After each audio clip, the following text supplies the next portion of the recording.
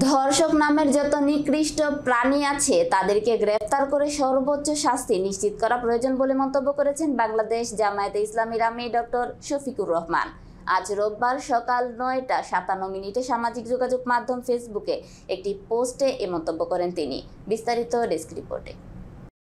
পোস্টে জামায়াত আমির বলেন, মাগুরা সে ৮ বছরের মেয়ে শিশুর ধর্ষক ও ধর্ষণের সহযোগিতাকারীদের অপরাধ এক অভিন্ন, এদের সর্বোচ্চ শাস্তি নিশ্চিত চাই।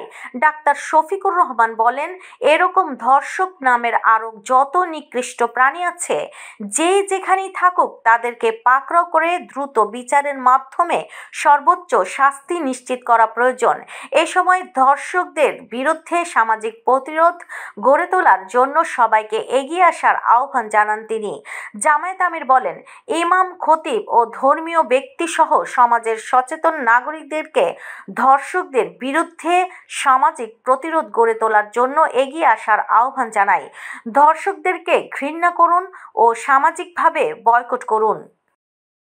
পুলিশ প্রশাসনের সহায়তায় ওসি সাহেব নিজে আইসা এটা উত্তর করে নিয়ে গেছে। আমি কি করেছি, ভিডিও দেখাইছি, ওরে দেখানোর পরে আমি ভিডিওটা ডিলিট করে দিছি।